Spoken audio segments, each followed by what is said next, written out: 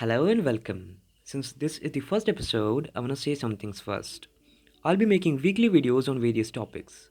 I'll stay away from political and religious topics completely.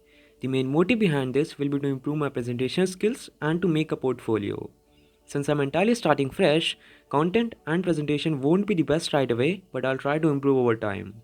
I know that current audio is not good enough, but I'll be getting a new mic soon, so that will fix it.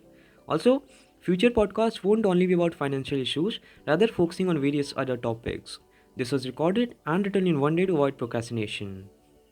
As inflation in India spiked up to 7.4% in September, up from 7% a month ago, it is crucial to evaluate worth of our money and how we are preserving worth of it.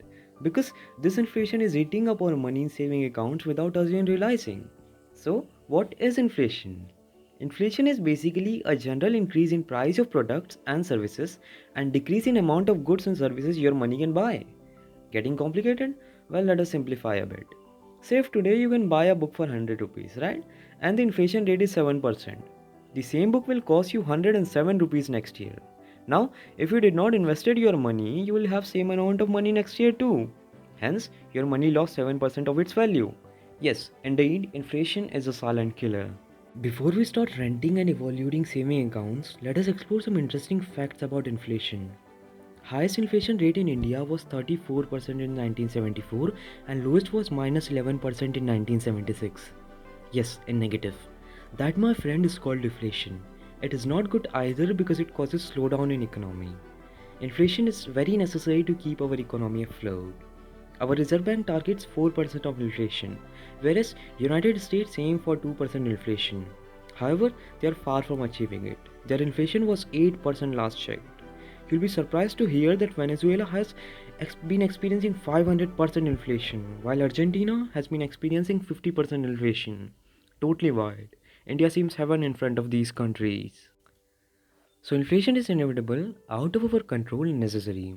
So, we should manage our money better instead. Let us touch on the main topic of this video, which is banking system and the worth of money.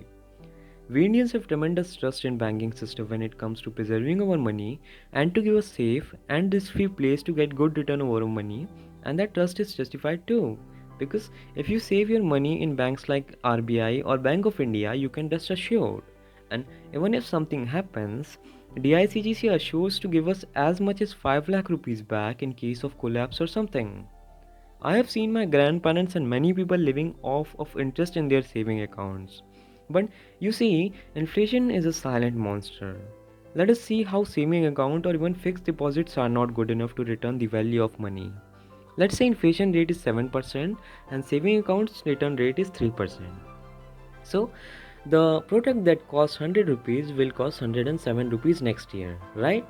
Now, if your return is only 3%, you will have 103 rupees next year. That means you are 4 rupees short to get the same product you could get previous year. This is what the entire conversation is about.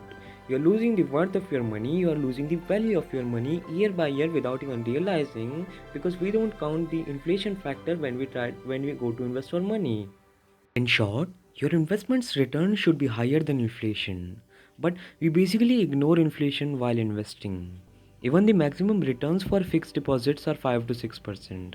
So, you will be losing money every year even if 5 to 6% sounds okayish. This is why we need to get out of the conventional way of investing and should start taking risks. For example, gold's average return is 10%. Real estate gives almost same returns. These two are not good enough for increasing money's worth, but okay enough to just preserve value of your money as it is.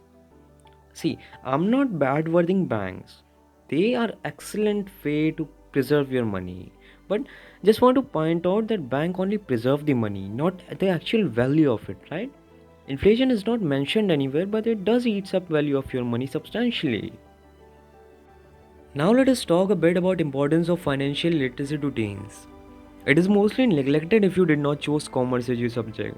It leads to financial illiteracy where even grown-up adults don't know even the basic financial terms and workings. So much so that only 21% of Indian adults meet the minimum level of financial literacy as defined by the RBI. So, it would be a great leap ahead for our country and our education system if basic economics is taught for some years.